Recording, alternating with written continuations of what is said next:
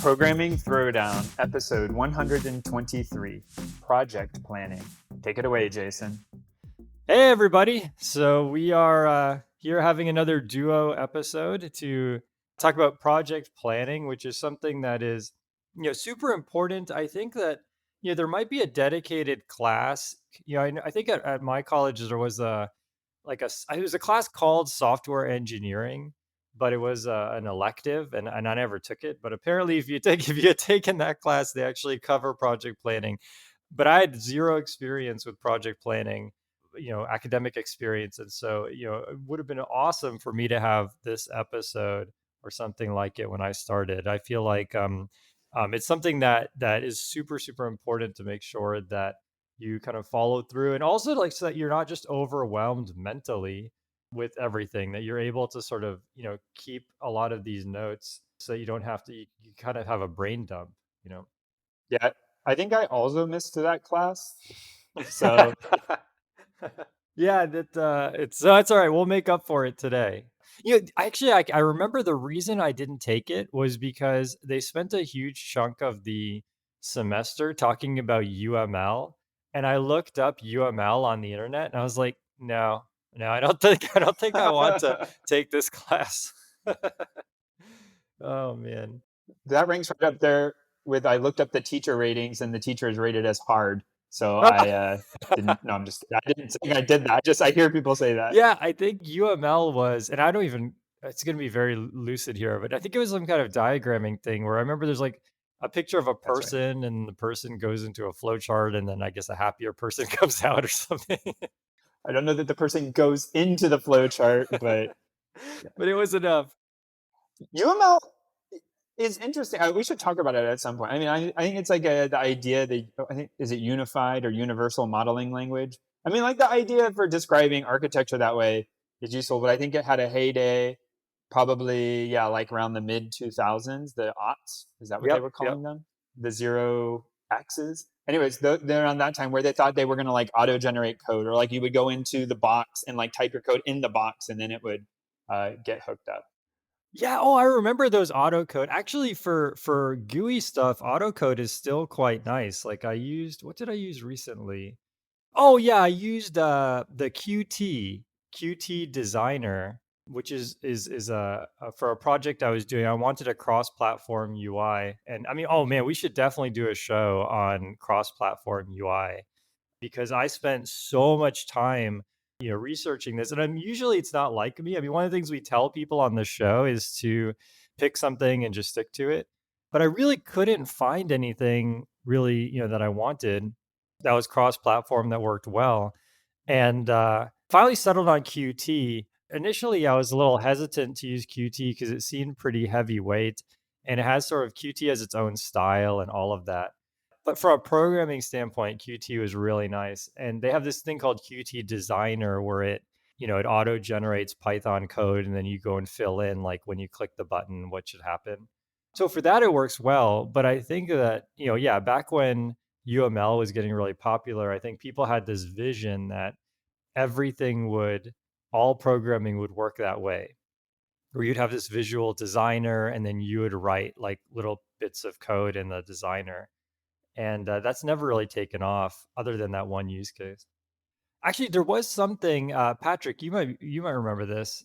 There was something where you could build like ETL, like data pipelines, using this visual designer. I think it's called like Screwdriver or something, but you would like drag and drop blocks, and then each block you would put in a bit of SQL, and then you would sort of like assemble these blocks of like SQL, and then one of the blocks could be, write to this key value store or something like that.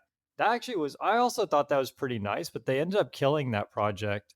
And I think what it was is the people who were much better at SQL and data engineering than I was hated it. So it was good for novices like me, but then somehow it was worse, a lot worse than just a text editor for the people who really know what they're doing. And maybe that's the general trend. Yeah, I don't know exactly what you're talking about, but sounds vaguely familiar. I mean, I think there are places where specifically like the opposite is true, where describing the ETL pipeline that you describe in code with pictures as like a output documentation tool is still pretty widely used. Yeah, yeah, that makes sense. Yeah.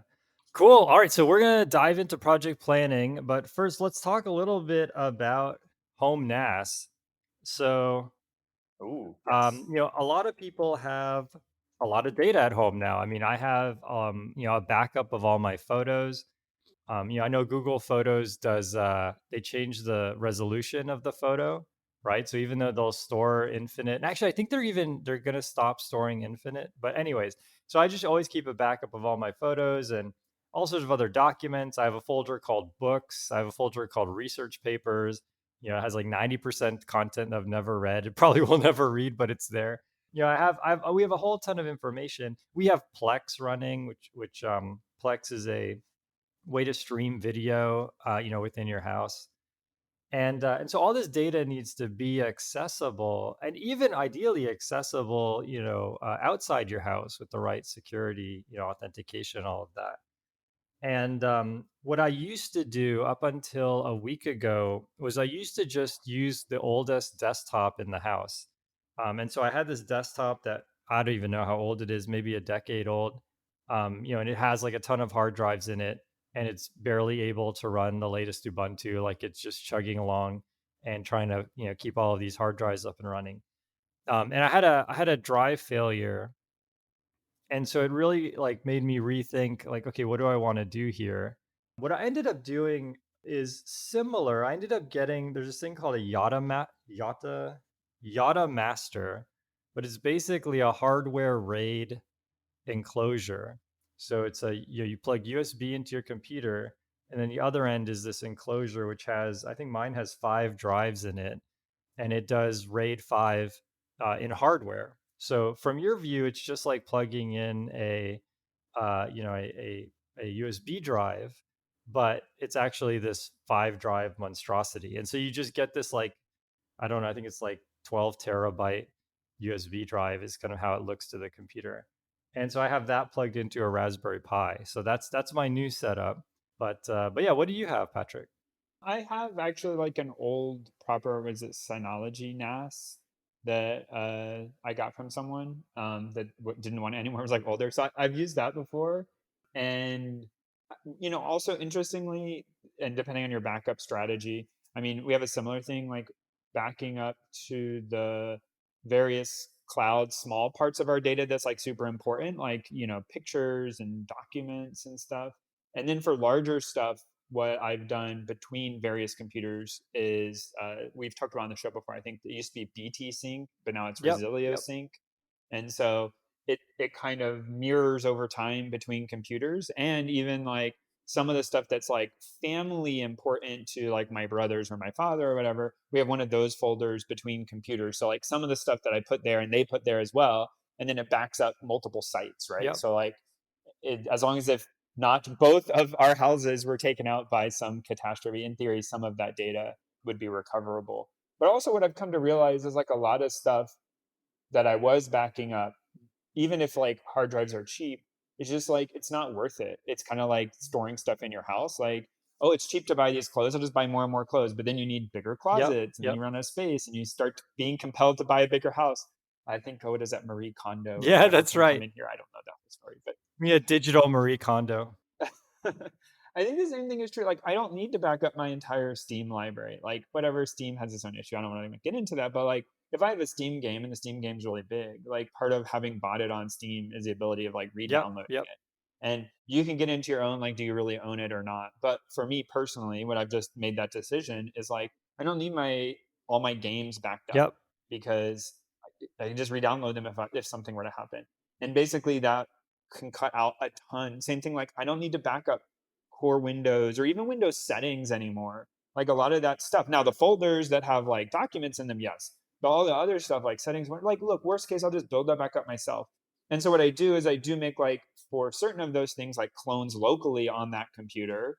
But for the most part, like I just will reinstall and then bring back the data that matters. And yeah, that would kill a lot of time, but it's the expectedness of it, right? Like it would take a catastrophic hard drive failure, which can happen and does happen. But what is it going to happen during like my usage pattern? It's like maybe once every X years, 5 years, 4 years, and like reinstalling. Look, to be honest, is probably better than just like bringing forward all of that debris. Yeah, yeah, totally agree. Yeah, that's a really good call out. When I look at my NAS, I mean, it has a lot of books I thought I would read and things like that. But I'm the same as you. I don't put games on there. I feel like anything I could re-download, um, I don't really have on there. I mean, I guess I could re-download the books and the research papers, but it's more just like I always feel like, oh, one of these days I'll need to know like what are all the graph theory research papers I've ever looked up.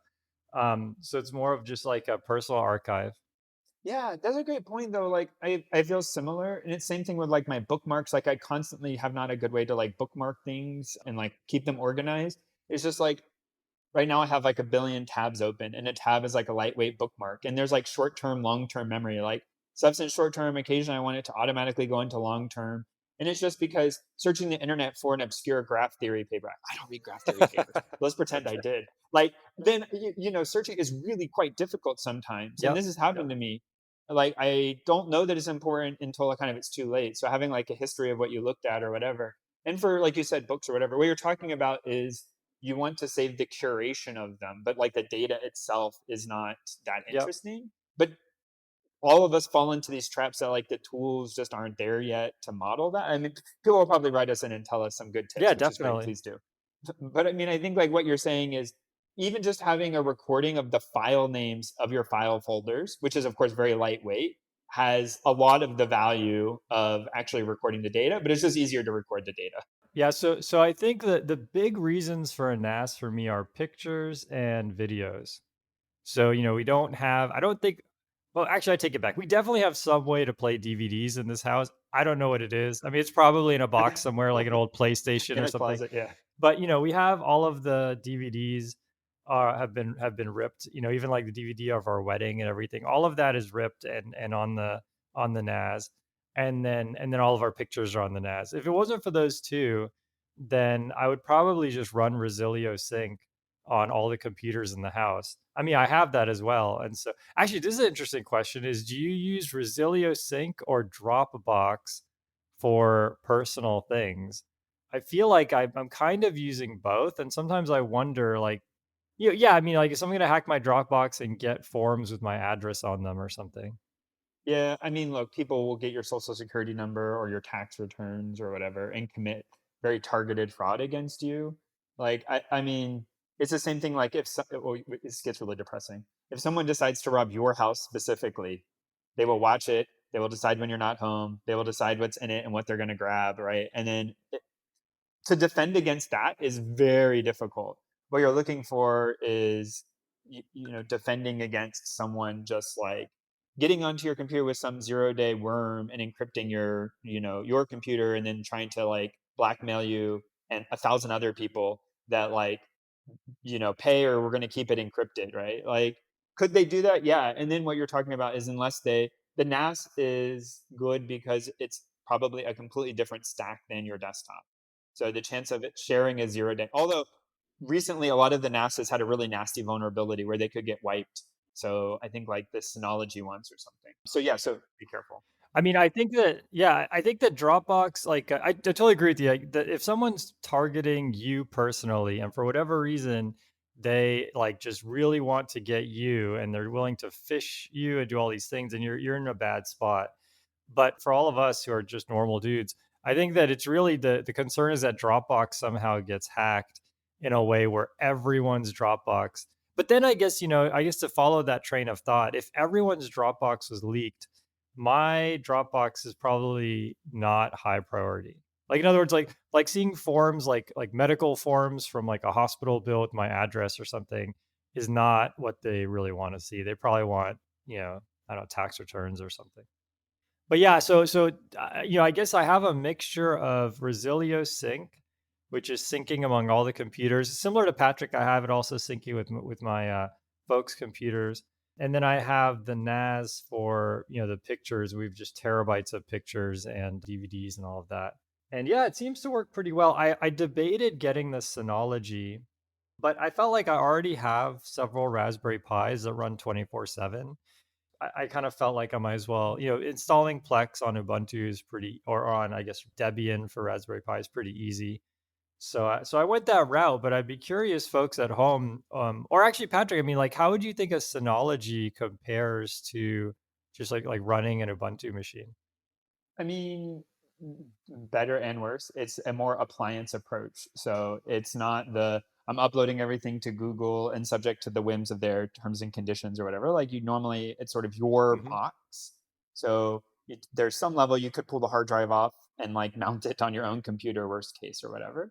Ubuntu Sage is nice, but then you gotta like, there's time spent like updating it, choosing what to install, getting it to an. There's stuff like talk about like Unraid or FreeNAS or is it OpenNAS, which are more tailored to, having a Samba share. So if you want to like mount it from Windows or whatever, which is stuff that sort of Synology would come out of the box. You can figure all that out, absolutely. And in fact, probably build a much more capable machine for cheaper, unless you factored in how much like time you spend on it and put any value on that time. Yeah, that's a really, really good call out. Yeah, I think as someone who'd already done a lot of Samba and all these things, and that was incremental. But yeah, you're right. If I was just starting out and I had a Linux machine and I needed, Windows to see the hard drives and all of that, I mean, that is like weeks to like get that right and actually have it like be really smooth and like work when the machine starts and everything. But let's not lie. I mean, most of this is a hobby and it has a vague, like, in theory, help to our careers longer term by staying up on tech and learning new things and being in that space. So, Yeah, that's a good call out. So maybe, okay, here's our advice. So if we were to sort of conclude with advice for people who want to set up a home NAS, maybe you have a desktop. So in my case, I lost a hard drive in this machine, and also the processor fan went out, and so the machine won't boot because it's interesting. It'll boot, but then it won't restart because the processor gets so hot that the BIOS won't let you continue. So, like, I had to shut it off, wait for the processor to cool down, and then turn it back on. So I lost the hard drive. The processor is dead on this thing. Oh yeah, but I had a RAID. So it was RAID 1 or whatever. So I didn't actually lose any data. But if you have everything running just on your desktop and you have like all the things you've ever programmed in your whole life, some of that stuff's like sentimental, or you might have pictures or other things. Definitely think about getting some kind of NAS setup. It could be as simple as just putting more hard drives into your computer. If you don't have a lot of time, I think Synology, I know several people who have Synology and like it, but I definitely think something like that would be really important. You should check into it. If you want to put in the time and effort, I think getting a Ubuntu or Debian or getting a Linux box connected to a bunch of hard drives is for me at least, it's been the way to go. agreed. All right. So jumping into news. My first news story is this pretty cool thing. It's a homebrew CNC machine. Patrick, what does CNC stand for? I don't actually know. Computer numerical control. And so what that it means to me, and maybe I'm totally wrong here, is it's basically like a drill, like a drill that you could control with the computer, and you can like carve things out. And did I get that right? How would you explain this? No, a mill. It's normally a mill. So it's normally like so the difference between a drill is braced to only go like up and down, not side to side. So no side loading. So it has bearings meant to allow you to push into a material, but not drag through a material. Versus a router is a machine that is braced with bearings on the side. So if you drag it across the material and there's side loading, that's like Oh, engineered for. really? And so a mill or a CNC is, it used to be a mill was these things with like handles and screw drives and like you would twist various knobs and move and shave stuff down. And that's how most like heavy machinery is still built. This CNC I assume you're talking about, I haven't looked at it yet, is like a router that can go up and down, but doesn't apply a lot of up and down force. But then side to side is braced so that you can go through a material and like hog it out and it won't break the internals of either the thing that's moving the motor around or the motor itself. So you're saying if I and this shows how little I understand mechanical stuff. So you're saying if I took like a drill, like a power drill, and I tried to go, well, I'd need a special bit. Let's say I had a bit that had blades on the side or something, and I tried to like go sideways with the drill, it would like break the drill because it's like not meant for. Not immediately. Okay, but it would do damage. Yeah, basically like the bearings and the internal structure isn't meant for side loading. Got it. So it's sturdy, but if you did it continue, it's more what happens is people try to do it on their drill press. So if you have a drill press and you're trying to move the material under the drill press constantly, and you give it too much, it's not gonna like catastrophically break. It's called a run out, right? The amount of error there is in the concentricity of the spinning parts. So the spinning parts begin to wobble, Oh, and the reason why is because you're putting pressure on a piece that isn't meant to take that load, and so over time it deforms, and then you get basically more error in the exact diameter of the thing that's spinning. And when you're computer controlling it, it's open loop. So there's no closed loop, which means it it tries to do a thing and it doesn't know if it accomplished the thing. So that's yeah. open loop. Closed loop is you do a thing and then you take a measurement to see if you accomplished the thing you attempted to the change you attempted to actuate. So this guy built his own CNC machine from scratch with like 3D parts, and he got a there is like inside of it all is this thing that you could buy. I've actually seen it at Home Depot. I think it's called a router or something, but yeah, yeah. So inside of all of this is like this cheap $30 router thing. But then he's 3D printed all of this stuff around it. And I think some of it you have to buy like, timing belts and stuff, and so he's end up with his own CNC machine, which looks like pretty big. I mean, I looked into this at one point, and getting a tiny CNC machine is like at least a few $100s. And so with this, it's like looks relatively cheap, and you end up with a big CNC machine. What's your take on this, Patrick? Does this look like a good idea or just like a fun thing to do, but not a good idea? I mean, I've had one before. The one I had was a branded one, which is the brand has sort of changed over time, called a Shape Oko. Oh, interesting. So it's more like a kit, but it's just I'm looking at this now. Yes, that Makita router in the middle is meant for a human to hold and push through wood to shave wood sideways. So it's using the right thing. Got it. These are like industrial ideas that are being made for the hobbyists. If you have a need for, so I had a Shape Oko, which is the same idea as this. When when I was using it, the issue is that like it kicks up a ton of sawdust. So if you don't normally do woodworking or used to 3D printing, they're relatively like 3D printing is relatively clean. When you start to do like power tool woodworking, this bit is spinning super, super fast and it's throwing tiny bits of wood dust. This picture I'm looking on their website is they're carving MDF, which is basically sawdust glued together. So when you cut through it, it's remaking sawdust and blowing it into the air. I heard that MDF is toxic. It has formaldehyde in it. Yeah, right. And so, yeah, be careful with it. But basically, it's making sawdust that's going everywhere, tiny bits, and it's just flowing into the air. And so, So wait, what do you do about that? vacuum it up at the end. Oh, okay, got it. Wear a dust mask. Uh, Okay. a lot of people try to put like a cover around it that has a vacuum attached to it, but even then, like the vacuum fills up pretty quickly. Like it's sort of constant fight. Ah, But yeah, okay. I would say like there's one. I think it's called the mostly printed CNC (MP CNC). That one I have heard about a little bit more. There's the Shapeoko, which is like a consumer grade. There's several other consumer grade CNCs as well. I mean, it's if you have a use for it, like cutting out thick pieces of wood or making a sculpture in the face or whatever, is definitely a super interesting hobby to be in. So yeah, I mean, it's cool. Yeah, well, check it out. I think if you have the time, it's similar to building your own NAS.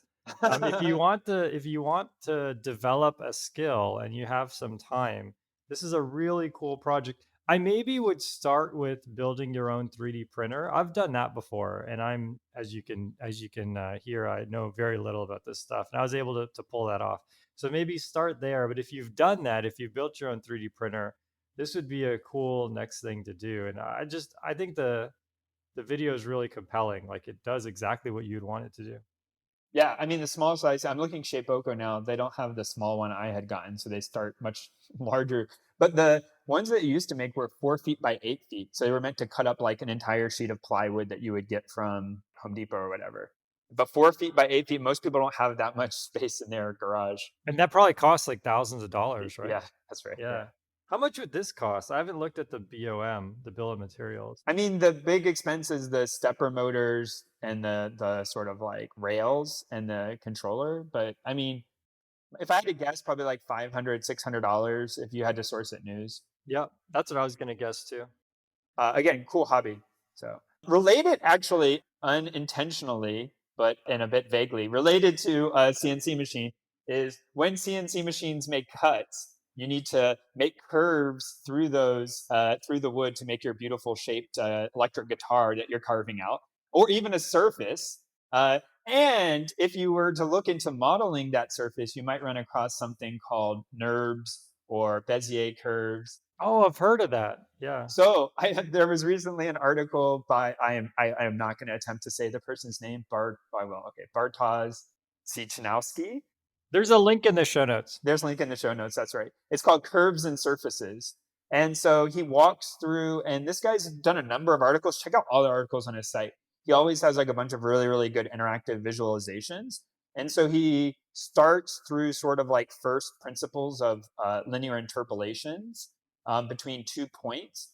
And then what if you did that at like, had two line segments that were, of course, drawn by a linear interpolation between them. But what if you had, instead of going between the points, you draw a line that connects an interpolation between the points, and then a line that connects that line. And that's how you end up defining Bezier curves. Wow, this is cool. It's very interactive. Yes. And then if you start defining curves, then you could define surfaces and patches and, provide smoothing on the derivatives, the first derivative or second derivative, and what the impacts of that would be, and what would it mean to have kinks or, sharp surfaces, and how would you handle that? I mean, just goes, it's actually rather, if you make it through all of this and sort of really internalize all of it, you will have a very good understanding of how a lot of modeling is done, how a lot of 3D graphics is done. This is so freaking cool. You guys have got to go on this website. I'm on it on my phone here, and even on the phone. Actually, the phone is probably even better because of the touchscreen, but it is so freaking satisfying to play with these curves. So this is how like these curves that he ends up talking about is used, like how Pixar like models the characters. Like if you want to model someone's nose, right? A nose isn't made of a bunch of triangles. A nose is made out of, a sort of elastic material skin draped over a substructure of muscles and cartilage and whatever. Anyway, so you have to have an organic shape. And so that organic shape, you need a good way of sort of defining it. Eventually, you might end up reducing it to triangles, but anyway, so this is really interesting. This comes up depending on obviously like what part of computer science you're in. But if you do much with graphics or rendering or even fonts, how fonts are rendered, fonts are defined using these Bezier curves. So how you define the like curve on the bottom of the S shape, right? Like you define that in these Bezier curves. So most all fonts are defined using these style of things. So it's actually used pretty heavily, even if you kind of don't know it, and you might run across it.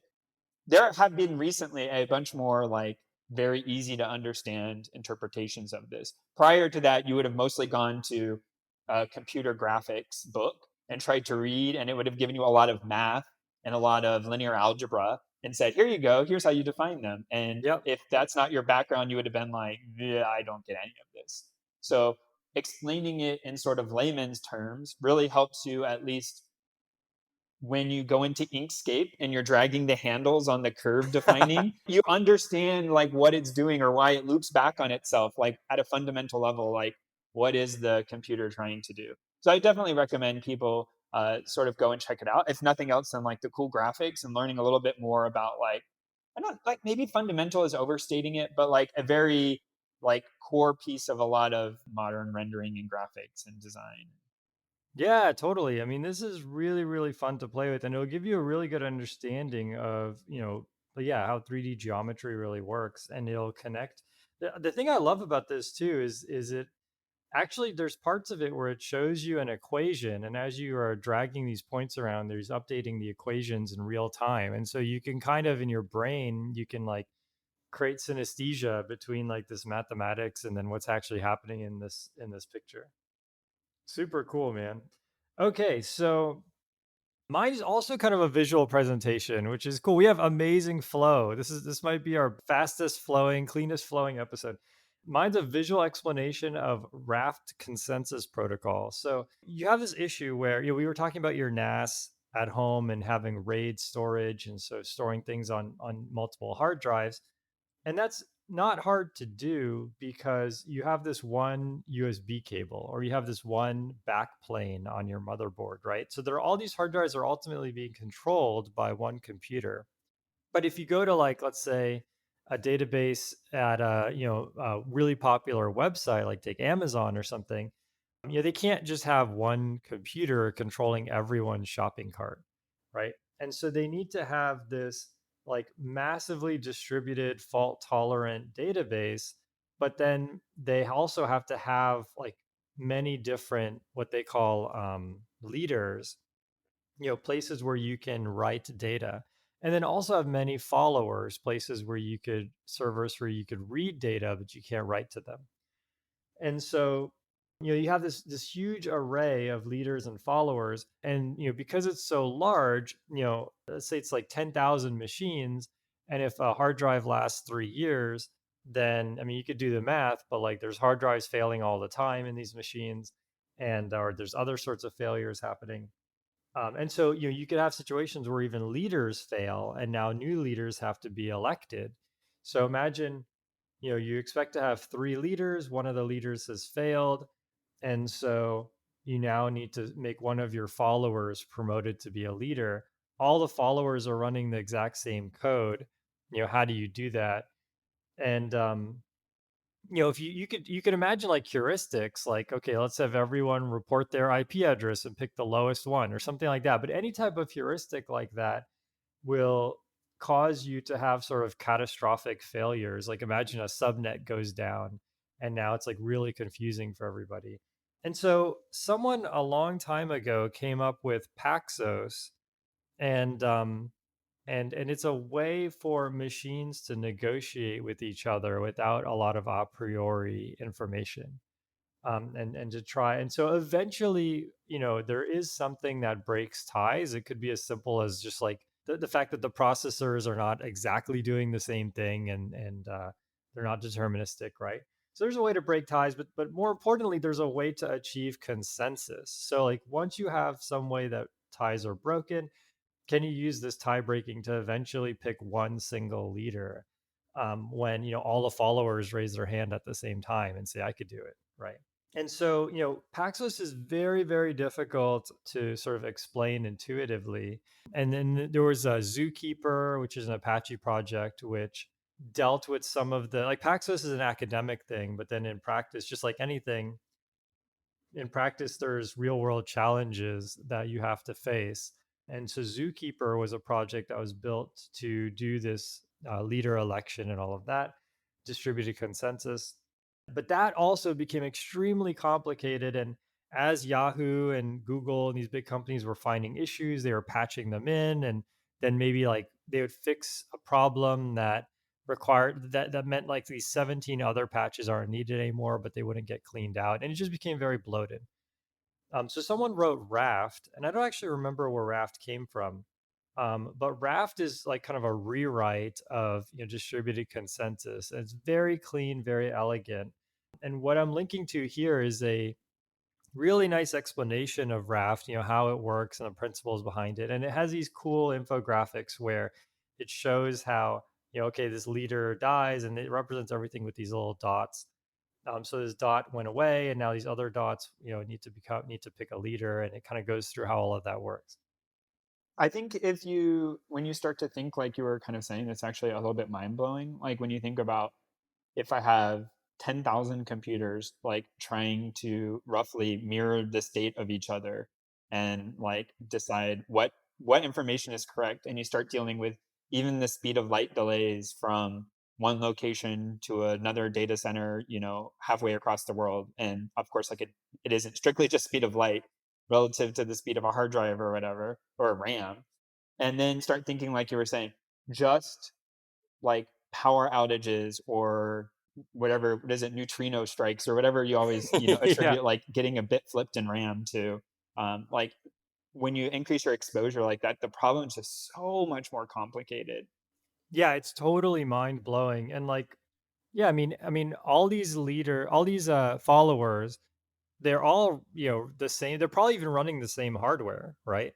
So they all just raise their hand at exactly the same time and say, "Oh, we saw the leader died," I'll be the next leader. And it's like, well, what do you do with that? It's a scale of 10,000, right? I mean, it's easy, dude. I mean, everyone always says the thing you're It's saying, easy. like pick the lowest one. Well, pick the first person who raised their hand. It's like, well, how do you even define first? Like, Yeah, like who is going to be the referee there? If once as soon as you have a referee who can define first, then you've already solved the problem. But yeah, you have the you problem didn't. again. So yeah. Yeah. It's like now you have two problems. You just have one God machine that sits somewhere in a like, special housing that just, guarantees to be up. But what happens on Sundays then? Yeah.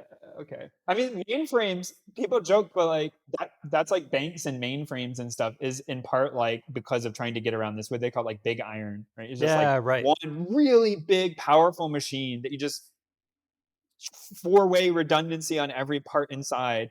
And it sounds like in some ways silly because things like Google, Facebook, whatever went to commodity hardware roughly. But Yep. like there are cases if your like transactions per second are low enough that maybe it just makes sense to have like one or two really, really like a leader follower, config.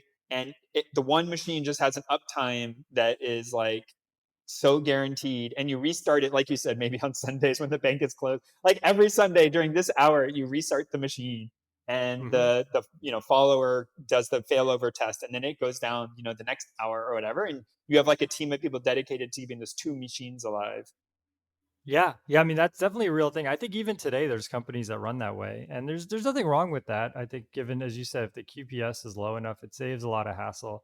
But yeah, the rafting is totally mind blowing. Definitely check it out. I've always been fascinated by it. I haven't had a reason to implement it myself, but it's always been a fascination, and it's also, as I said with Patrick's article, it's like super fun to watch the animations. I do not have a good segue, so we're just hard cutting to my article, which is the mathematics of 2048. So there's more to the article title, but I don't want to spoil it yet. So 2048 was a game that enjoyed, I don't want to call it brief because someone will say like, oh no, I still play. It's the best game ever. But you have a grid of, oh man, I don't even, 5 by 5, I think it was. It's sort of like 5 by 5, and then there are tiles that have a number on them. So you start with like maybe the number one and the number one somewhere else in this 5 by 5 grid.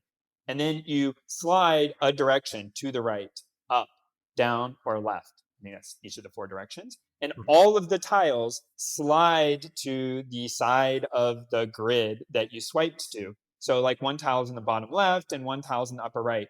And you swipe right, then that bottom left tile is going to slide to the right side, just like the other one.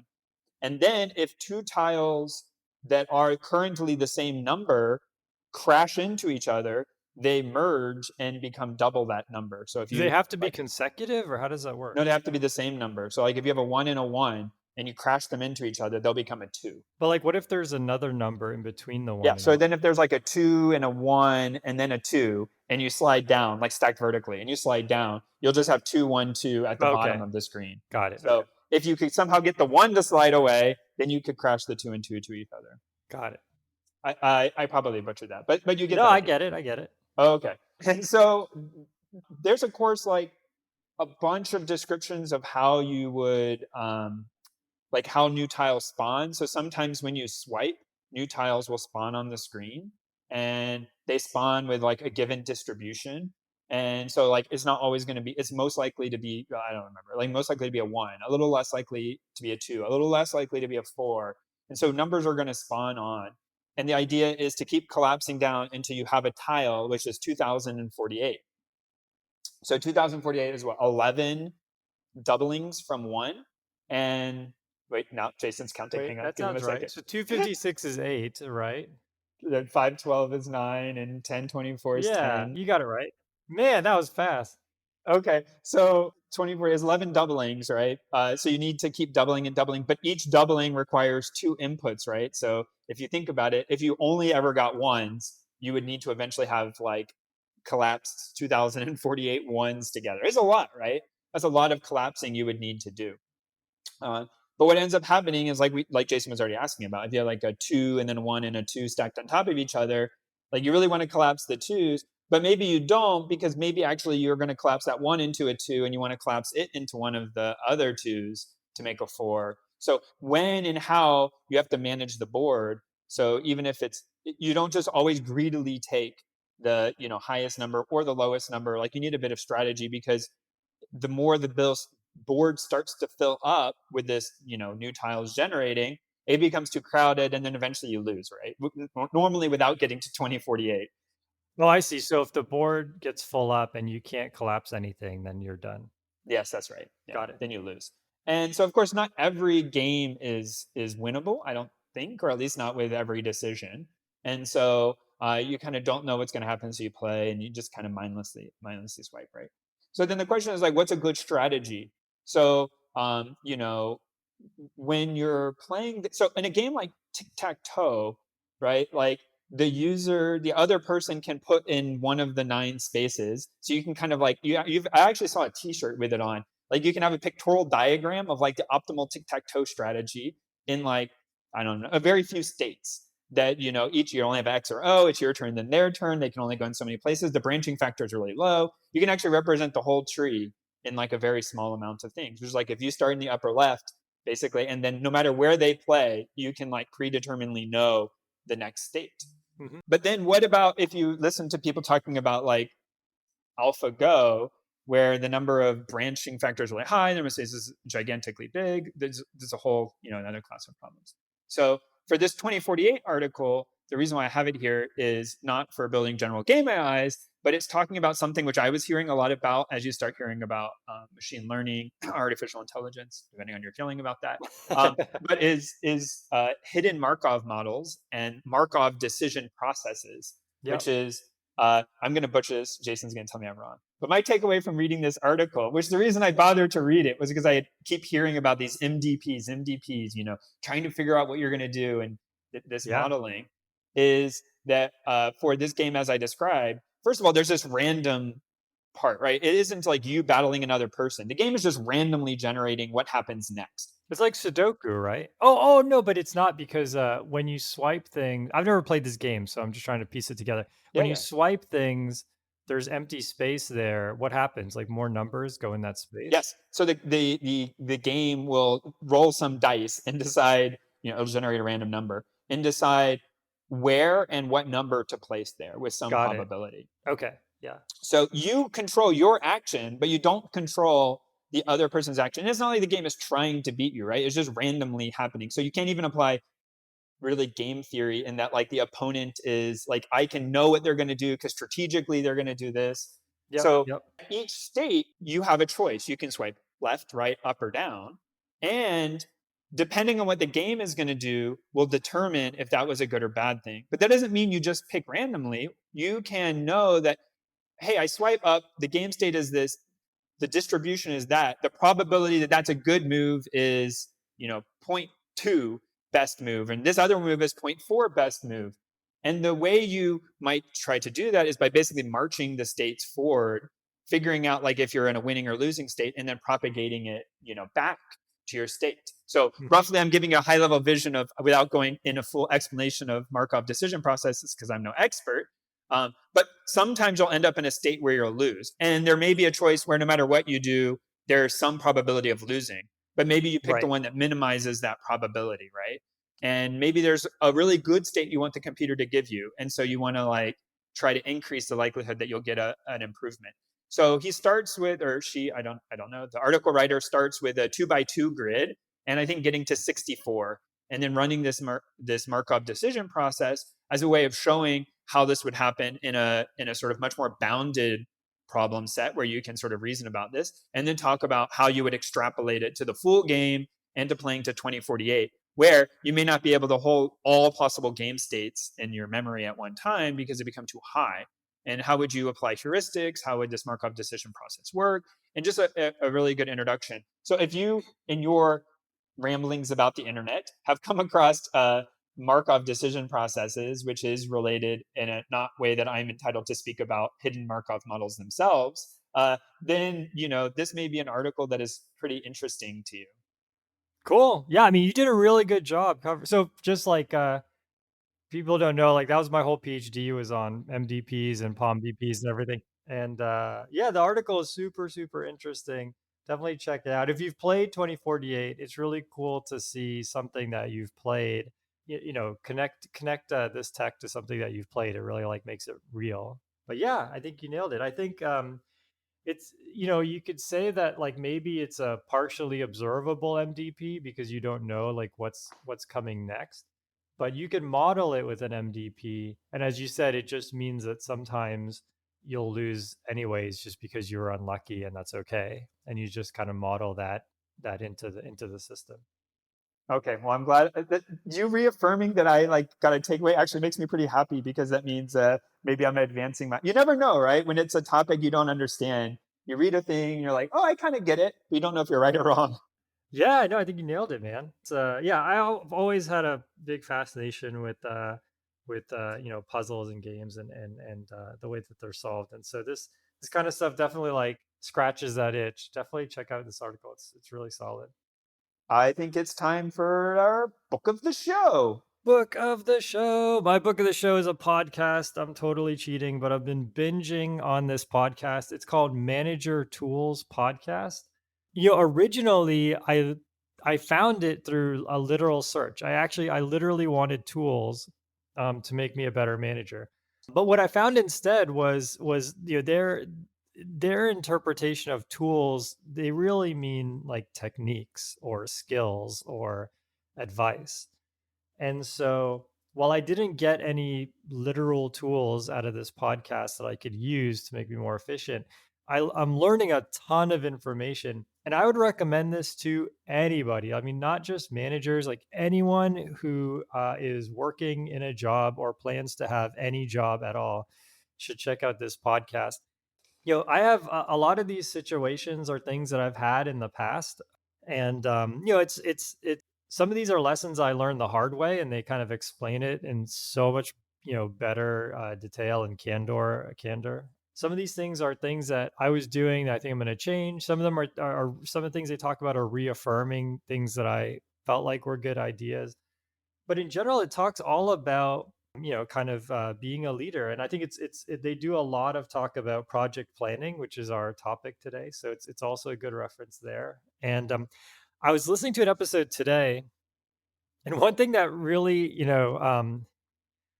was funny was they were talking about sort of how do you delegate. So imagine you have a giant project that you're leading and you need help with that project, right? You could be a manager and you're given a project with a large scope. You could be an engineer. You could be just a high school or a college student, and you have some team project that you're working on where you're trying to get help with other people. And it talks about, how do you sort of share that responsibility? One of the funny things is they said that one of the people that they talked to said, "Oh, I wish I was CEO because then I wouldn't have any direct responsibility."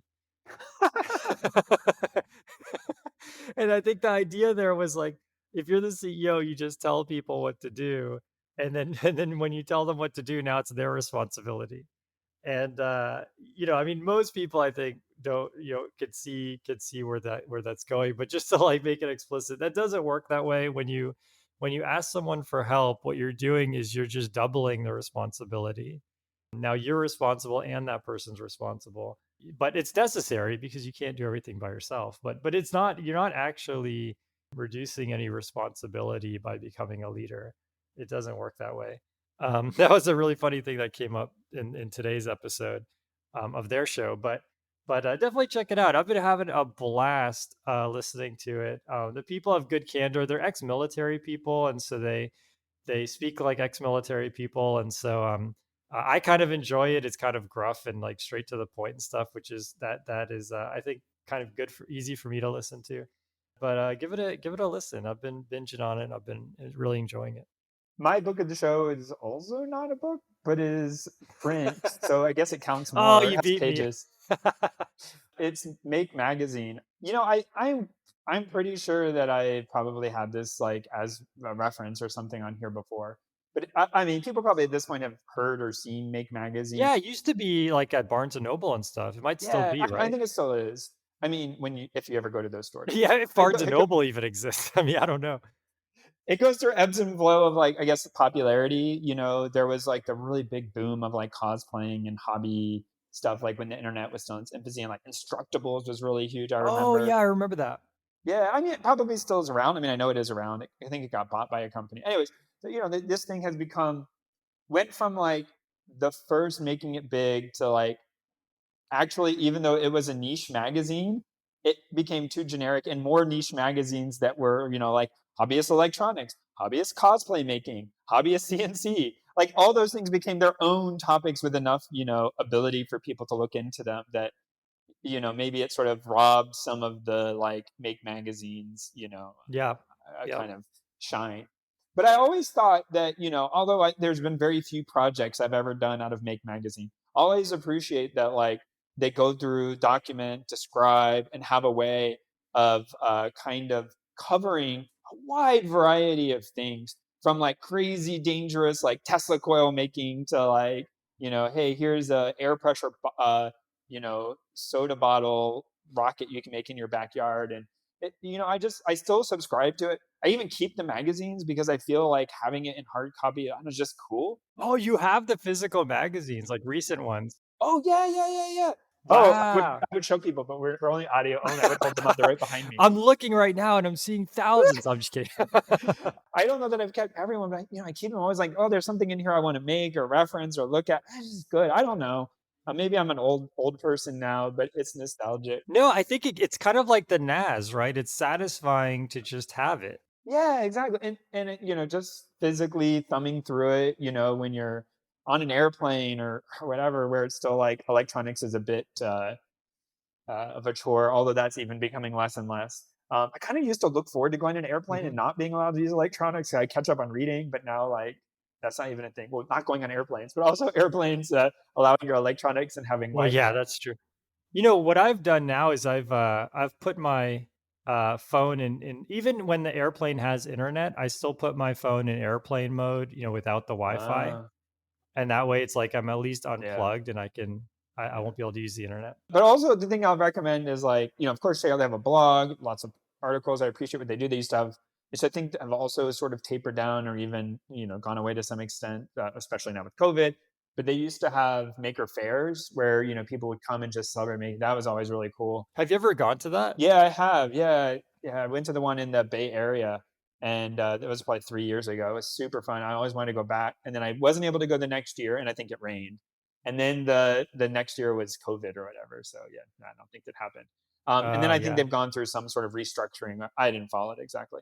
The other thing I'll say is, if you have other people who are peripherally interested, it may be very hard to spam them a link or convince them to go to a website or watch a YouTube video. Or if you have children, right, or whatever, like having the magazine around and someone picking it up and just looking at it and like, the sort of lower commitment of that and then becoming intrigued. My kids call it the robot magazine. They're like, oh, look at the robot magazine. Look at it. And I think, just having that stuff laying around where you can sort of bump across it as opposed to your normal kind of filter bubble for maybe other people, even if you yourself could find it and look for it. There's some value to that anyways, but I appreciate what Make Magazine sort of has done and the influence it's had. Very cool, man. I kind of on a related note, I actually learned to solder. So Oh I've soldered things before, but usually soldering to me was like I would just turn the temperature of the soldering iron way too hot. This was the other thing. I bought the soldering iron from AliExpress and it didn't tell me Celsius versus Fahrenheit, and I just assumed Fahrenheit being an American. It was actually Celsius. I was yes. like, man, it's like so freaking hot. And so that was a big problem. But then also I would basically just end up with this huge glob of was it flux, I guess? No solder. Or solder. Okay. I'd end up with this just and I've never had to solder something on a PCB before, so I've never had to be that precise anyways. It was usually just repairing like, like my son pulled a plug out of the wall too Oh, okay, hard or okay, something. yeah, yeah. So like you didn't have to but I end up with just this huge glob of metal. Like and it would just be this giant like Mm. Stay Puff Marshmallow Metal Man just hanging off the end of everything, and that was my way of fixing things. But I bought a tiny speaker, which I'm using for an Arduino Halloween project, which we did, and as someone who doesn't know how to solder, I was like, well, I'll get the one where I can screw, Yep, screw yeah, like it terminal. has like a screw. When you screw it, puts two plates together and Yep, squeezes the wire. screw Yeah, terminal. screw terminal. There you go. But the wire, the speaker was smaller than I expected, and the wire was smaller than I Too expected, and small. it wouldn't stay in the screw terminal. And I flipped the PCB over, and there was like contact points there that you could solder to. And I was like, okay, I rolled up my sleeves, like I'm gonna learn how to solder for real, like a real, like a professional solder. Oh, And so, professional solderer. Okay. yeah, well, I'm gonna try. I'm gonna at least get to the amateur level.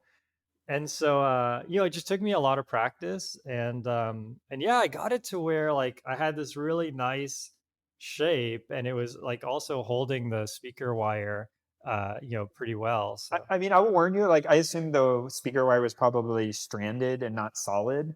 And soldering stranded wire is much harder than solid wire. And soldering wire in general is harder than soldering like actual components like resistors, diodes, through hole yeah, components. So, yeah, you didn't take on the easiest thing for sure.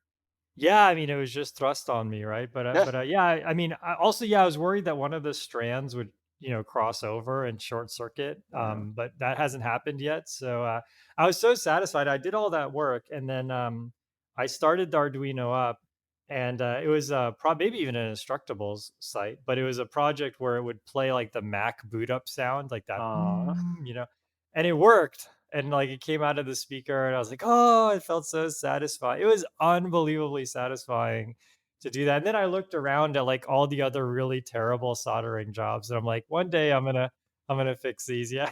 Yeah, just wait till you learn about doing surface mount soldering with like 0.1 millimeter pitch, like pieces of pins between things. And so those people get crazy. Oh man, I can't even imagine. But then, of course, they also use like ovens to basically melt the solder and the pieces together in one go. Oh, okay, yeah, yeah. One thing I realized is I'll need some kind of, I think they call it helping hands, but it's Yes. like Yeah, these yeah. hands with a magnifying glass thing Alligator or clips something. on them. Yep. Yeah, right. Yeah. Also, the trick with the wire, while we're at it, and then we can move on, just get specific, is they call it pre-tinning the wire. So if you twist the strands together, right, like just twist them, just like one wire's strands, like all together. So, and then take your soldering gun and just apply solder only to the wire, and then cut it to the length you want. And then what happens is you have basically already solder on the wire, solder on the pad. So you just have to touch them together and briefly touch the soldering iron to both of them, and Ah. then the solder will flow together. And the solder more readily flows to itself than it flows to either of the other metals. And so you basically reduce the like time you have to spend sort of trying to get that to work. Oh, interesting. Very cool. All right. Well, All in right. the interest of Anyways, time, we'll go a little quicker here. We've had so many cool things to talk about, but we'll want to give time to the task at hand. So my tool this show is Workflowy. This is very simple. It's a recursive Google Doc. So, you can write a Google Doc or you can write a workflow, you write a document. And at some point in a document, if you're doing something that involves planning or something, at some point you're going to have a bulleted list. Like it's inevitable, right? It's like things to do or what have you.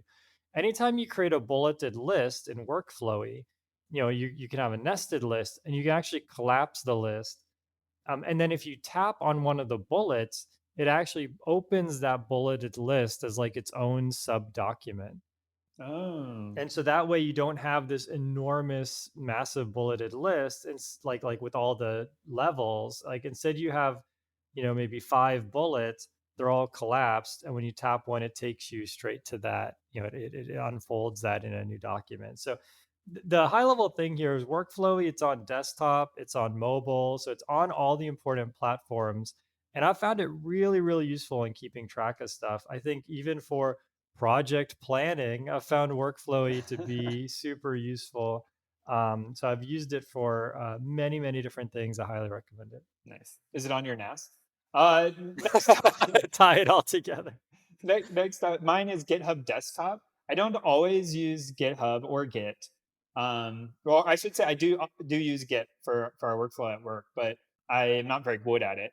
I Same often here. find myself Googling, how do you do this thing again? Yep. Um, GitHub Desktop, which if you have specifically if you're using a GitHub at all, or even if you're just, I think it works even if you're just doing it locally.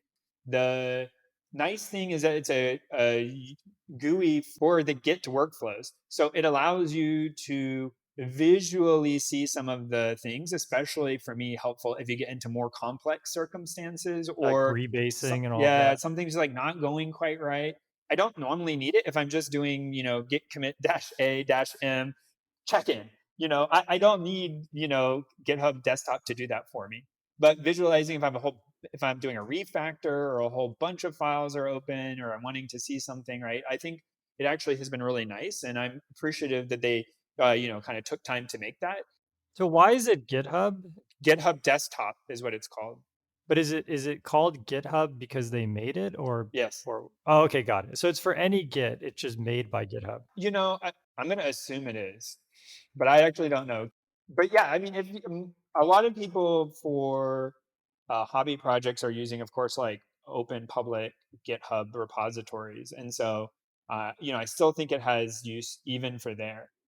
But yeah, being able to visualize this, if you have a GitHub workflow, and I think it's super valuable for a lot of those more complex things that really help by being visual. Yeah, I think it has extra features if you're using a GitHub Git repo, but it works for regular Git as Nice. well. Yep. I also learned about some really powerful like Git tooling, and then it required me to first learn Emacs, and so I failed. And this is my alternative. Oh man, poor Emacs. I used to use Emacs every single day, all the time, and now it's like Visual Studio Code just really is just so nice. It's very hard to match that to the convenience and the integration with the OS is just a lot nicer, which is a shame. Shame for Emacs. All right. Well, I think it's time to plan our projects. That's right, project planning.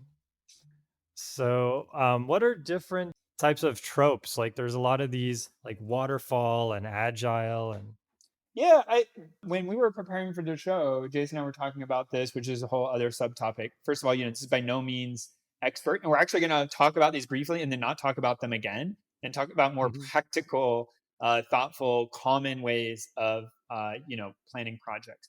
But there are rigorous approaches to this process, and in fact, if you are, which I suspect most people are, of a software engineer inclination or not a product or project manager who regularly interacts with this, you will probably um, be more at home with what we're going to talk about. If your profession is managing projects, you will probably find this appalling. So I apologize in advance. Um, but the traditional way people kind of build software is, I guess you would call it waterfall. You do step one, you get it kind of done, you get your thing, then that flows into step two, then more work is done, right? You flow into step Yep. three. And if you found a problem or issue, you would go back to some previous step and sort of start over. And then once you got to the end of your waterfall, your product would be built, right? People realized that was pretty inflexible, that requirements change, that there are issues. Then really popular was the agile method, where as the name implies, the idea was to be more agile, to sort of get something up and working and then sort of find the next bit to be added, the next feature to be added, and work in smaller units of time so you could get feedback from your customer. And I think that had a lot of really positive impacts on the industry. I think there's a lot of cases where maybe some of the assumptions about how you could or couldn't get feedback and how long stuff would take, like there were adaptations of the agile method, and maybe some people took it to be more of a stricture than even the originators intended it to be, and so it got its own sort of like stigma. But what I would say is, at least in the people I work with and the domains I work with, most people fall into some sort of hybrid approach. Definitely not a very Yep. rigorous, the agile TM, methodology, with the full scrum, all of that stuff, but definitely not the, original waterfall, with its, strict representation. And I think there are uses for both and important features of both. But most of the stuff that I see happening falls kind of like somewhere in the middle with some hybrid practical adaptation of learnings from both. But I also will say that in the industry and current part of the industry I work in, that there is project planning is needed because we always need organization, but the interaction with the customer isn't a contractual thing where you would definitely want to make sure that your organization was such that it can be communicated externally. Yeah, I totally agree. I mean, I think Patrick and I both are in a similar position where we work on longer term projects that don't have a lot of like tight SLAs where there's someone, someone files an issue and you have 24 hours to respond to it Yeah. type thing. So it's going to have that bent to it. But I think that, yeah, I think Patrick's totally right. I mean, I think you always have a waterfall in a sense because you want to accomplish things that like you want to scaffold, like you want to build something, and then you want the next thing to be derivative. But then at the same time, you want to be able to respond to the environment, which changes massively. Someone might write a research paper that scoops your idea, and now you have to pivot, or they write a paper that causes you to have to change the way that you want to go about doing something. And so you have to constantly adapt to that. And so you need some of those agile methods as well, so that you know, there's a lot of different concerns. I mean, one is, you adapted so many times at the end, it's really hard to know what you really did. So you want to keep track of all of those changes correctly, and and ultimately, give people like this security that they're working on, that they're marching towards a goal, even when things are really erratic. I mean, that's what agile is really good at. So one thing, no matter whether you choose one of these approaches or you do a hybrid or you go your own route, there's going to be several different factors of project planning that are always going to come up in every plan. The first thing is headcount. So how many people, or how many portions of people's time is dedicated to this project? The second one is going to be scope, right? Now, typically for a project, well, the second one is going to be scope, and the third one is going to be time, right? And there's this famous triangle. It's like head count, scope, and time, and you can only control two of those. So if you want things done quicker, you can add more people, or if you want things done quicker, you can reduce the scope. But if you're not willing to do either of those things, you can't get things done quicker. Like once you've solidified two of those 3 points in that triangle, then the third one is automatically decided for you. So I guess diving into all three of these. So your headcount is relatively straightforward. I think where headcount gets more complicated is its relationship to the other two. So being able to answer at the margin and say, okay, if we hired another person, then X would happen, right? Then we would have X more scope, or we would be done this many weeks quicker. And so that's what makes the headcount part kind of interesting. Similar to, answering these counterfactuals, you're also prioritizing so you can answer counterfactuals the other direction. If I took a person off this project, what would happen? And so that's, I think, what makes the headcount part not just an accounting thing. I think also the tricky part about headcount, which kind of everyone knows, but everyone always forgets, is like Jason is saying, like if I have one person and I add another person, I can do two times scope or half the time. Oh And no. like no, that's definitely not how it works. Yeah. And No, it's not not at all. even an equation, right? It really depends on the work. And sometimes you don't know when you're getting started, like, can you easily segment this work? What is the Yep. communications barriers? And I think there's just so many nuances to that, but it's something I see that everyone forgets constantly. Yep, yep. And also I think that, the teams are usually heterogeneous, right? And so, we had a situation where we ended up with way more research scientists than engineers on the team for a portion. And so there were things that couldn't get done that were high priority, even though we had the headcount, but we didn't have enough of the right type of headcount. So that becomes an issue as well. And then even there's some things that you have to look at the team. There's some things that people just don't want to do, and so that becomes part of it too, right? So I think all these things make headcount a little more complicated, but I would say it's the simplest of the three. And for that, I've generally just used a Excel spreadsheet. What about you, Patrick? Like, what tool do you use for headcount planning? Nothing so formal. I don't know that it's always been, I guess not one monolithic project where we brought people on. It was always we have a variety of projects. And the question, kind of like you're saying to management, was like, if I could get you another person, I could keep this up or take on more work. If you took a person away, please don't, then we would Yeah. not be able to do these things. And so it's never required. There's always been, I guess, at least for us, like a pretty hard constraint on getting new people. So it was always make the most with what we have, and then Yep. occasionally you were successful enough that people wanted more of something, and then basically you were offered like, would it be useful to have another person? Yep. Yep. And then the answer was already kind of a given yes. Yep. Yeah, I totally agree. Yeah, so I think for headcount planning, you don't need anything too fancy. I think just a spreadsheet or a Google Doc is more than enough. So the second one is scope. Now for scope, this is where I think having some kind of task reporting tool is really important because scope usually is a set of work items or things that you could be doing, and you want to track those things. So what I've used in the past has been some variation of Kanban boards. So Mm. Kanban is basically you have, and I'm probably going to butcher this too, but you have different categories. You have one category of things that we want to work on, or things that we're going to work on but we haven't got to yet, but they're imminent. Things that you're working on, things that are done, and then you have this other category called like the ice box, where it's these are things that we haven't committed to working on them yet, but they're ideas that we've so usually things get put in the ice box, they're not created in the ice box, right?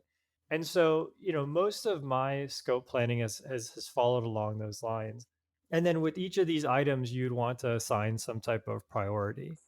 So so again, answering that question, if somebody leaves, what's the item you would kick out? It definitely would be, the constraints notwithstanding, it would be the lowest priority item. And if people join, what things from the ice box could we bring and start working on? And yeah, that's effectively how it goes. The issue is people are constantly adding new things. If you're planning 6 months in advance, halfway through that plan, there's 100 different things that have been added. So so there's this scope creep that you have to deal with.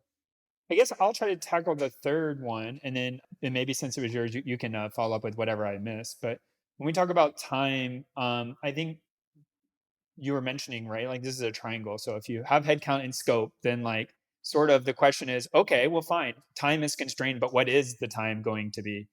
And I'll call out here that for me, at least, I find it very difficult for people to remember the distinction between the number of hours a person can work the project versus what calendar date the project will be delivered on. And so Yeah. people will say, oh, you ask an engineer, how long would it take you to do this thing? And he'll say, oh, it takes me 6 hours. It's like, okay, well, cool. I'll put it down for you to have tomorrow. And it's like, well, no, no, that's not how that works. Like, I'm not going to work 6 hours until next week or until these 5 dependencies come in. And so saying time is correct, but yeah, a little bit ambiguous. And then also, when we talk about you've had scope and then now you say time, so you try to define the feature well, but there's always variability to how long it's going to take to implement that feature. And so, people do, oh, it's t-shirt sizing. Is it a small, medium, or large, project? And you can take those approaches and try to roll them up, give them points, say the points don't matter, but then someone has a rubric for how many points equals, how many hours, or it always kind of ends up that way. And an interesting discussion I kind of want to try is if you sequence out all the things that you need to do and your estimate for not just how long you think they would take on average, but how sure you are about that time. So, in other words, there's some uncertainty on each. Then, what you could kind of roll up and get the minimum and maximum, right? So, if something takes 1 week plus or minus a day, and then something else takes 2 weeks plus or minus 5 days, you could roll all those up and all those plus or minuses, and you would get some absurd. I'll finish somewhere between 1 month and 1 year, right? Like Yeah, it's the gonna be variance. not super useful. Or what you could do, which I saw someone saying, is sort of play some Monte Carlo, drawing from those distributions and actually show like, oh, the bulk, if you assume that they're normally distributed or not. And then you drew each of these, sequential things and did a stack up, and you're randomly choosing, and then looked at the outcomes. What you'll find is 95% of the time you're going to finish, around 6 months plus or minus a week, right? And then that way you can kind of communicate what the spread of that distribution kind of looks like, what the shape looks like, not just the extents. And then people can kind of internalize like, oh, as it gets closer, you would expect it to narrow in. And, hey, that they landed, 2 weeks out from what they said is actually perfectly reasonable. They did a good job, I've never seen Yep. someone be Yep. willing to play this game, but it sounded interesting. Yeah, no, it makes sense. I mean, I think the high level thing is to definitely record these kind of interactions. So Yeah, if you're that's great. chronically over budgeting or under budgeting, you want to be able to adapt to that. You don't want to just like continue to sort of like recursively fall victim to like your own hallucinations. It's like you over budget and then you kind of forgot you over budgeted. And then, well, nobody got fired. And then next half, like you doubly over budget, right? So you want to actually have that accounting so you can say, oh, no, I actually thought we were going to get a lot more done this half. And I need to sort of like, realize that and pivot for next time. Another thing that's really important, and you alluded to this with time, is the dependencies, right? So if something's going to take a day, but you're waiting on another team, then it's going to take a day plus however long that team takes to do that thing that you're waiting on, and that could be a month, it could be a year, right? And so for time tracking, for project time tracking, it's good to use a Gantt chart. Which a Gantt chart, if you haven't seen it, is it's a way of representing sort of a graph of events. And so the events that depend on other ones start when those events end. And so the way the Gantt chart works is, anything that can be done right away just starts at time t equals 0. And then when those things end, the new things that are now possible start when those things end. And so you can kind of see, if you had the way the Gantt chart works is, if you had effectively infinite headcount and your goal is to just like go through these items, taking however long they take, this is how long the whole thing is going to take. And some things that might only take a little bit of time, they might be really tiny intervals on this Gantt chart, but they might be way out into the future because they depend on so many other things. So yeah, I mean, I think the timing part of project planning might be the most important because, especially if other teams, let's say another team, let's just say you have a project that you think is going to take 3 months and your whole project plan is 6 months, but it depends on something. And then that thing comes, 4 months late. Well, now you know in advance that you're going to be late. Like you know that you can't get that done in time because you weren't able to start at the right time. Just kind of a meta point here, but in my opinion, you always want to announce your failures as soon as possible. Yes. Yeah, okay, you agree with me on this because this is my opinion on it. I haven't actually asked anybody else's opinion on this yet, but yeah, I mean, if something is going to fail 2 months from now and you know it, you want to, I mean, not announce to the whole world, like write an email to everyone at company, hey, I'm a failure. Like that's not how it works. Yeah. Like you want to tell like the stakeholders, like this, it's 6 months out, and I'm already telling you it's not going to happen, and this is why. You want to do that quickly, and project planning, especially a living document, will give you that information when you need it. Yeah, I mean, I think there's a whole thing we could get into here that talks about like risk and the critical path, and we're like really running out of time, so we have to zip through these things. But I mean, I think what you're saying is exactly right, Jason, that you can't know what parts you should decompose or de-risk or bring forward earlier, or parallelize until you sort of see like what the transition of features you need to go through that is going to take longest and therefore determine. And also, if you run ahead of schedule, which seems to never happen, then like Yeah, good something luck. else can move into the critical path that wasn't before. Or if something Yep. stretches longer, you need to know when it moves from off to on the critical path at what time delay. And so a Gantt chart is really, in some ways, underutilized, and in other words, overly prescriptive in some cases. But there is a balance there where it's a very useful tool. Yeah, I guess to wrap this up, a couple of things. One thing is don't get too caught up on tools. When I started, I mean I was looking at the Manager Tools podcast, and what I realized was the tools actually aren't that important. Like you can use a spreadsheet, you can write it by hand in a notebook, and the tools will help. But unless you're project planning, all day as your job, if you're spending, let's say, 5 hours a week or 10 hours a week project planning, the tools aren't going to shave that much time off of those 5 or 10 hours, right? So don't worry too much about the tools. It's really about building those processes and gaining that experience. One last bit about project planning is to be cognizant of the time scale, and recognize that all three of these scales I'm going to mention are important for different reasons. So in the short term, so let's say, 2 weeks or a month ahead, you want to have very clear kind of work packages. So, people are being productive, people aren't frustrated. If someone's overwhelmed, that you know about that as well. And so that's, we call it, the agile would call those sprints, right? But effectively, you think of it as like the short term, a couple of weeks to a month. You want to have in the medium term, let's say 6 months, you want to have milestones, or maybe a year, you want to have milestones. And you want to be able to have sort of a state of the union where you kind of reflect and say, okay, in the past 6 months, I have, our team has done these things. And then the next 6 months, we're going to do these other things. And you want to really broadcast that and announce that and make that part of the sort of ethos of your team. And so that's in the medium term.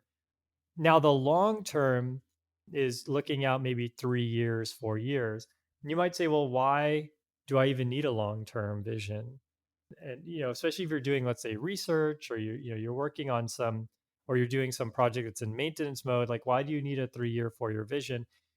And I think the answer is because ultimately your project planning and your sort of culture will start to kind of blend together.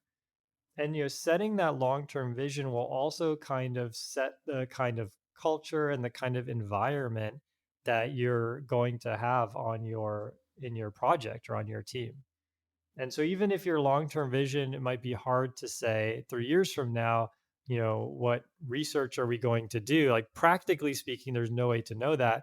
You're really going to use that long-term vision to describe kind of your overall philosophy and sort of delusions of grandeur that you can create about the future, where you want it to go.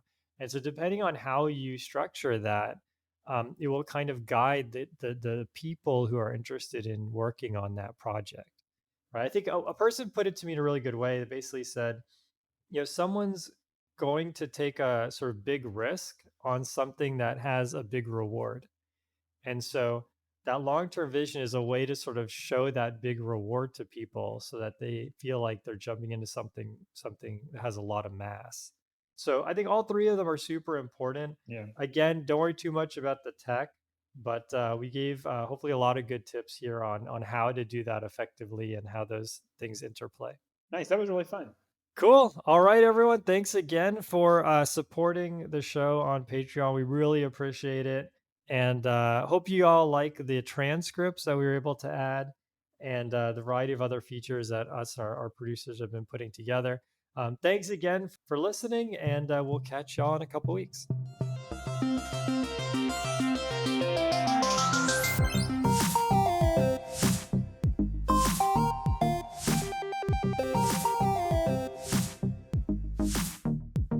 Music by Eric Barndollar. Programming Throwdown is distributed under a Creative Commons Attribution Share-alike 2.0 license. You're free to share, copy, distribute, transmit the work, to remix, adapt the work, but you must provide attribution to Patrick and I, and share alike in kind.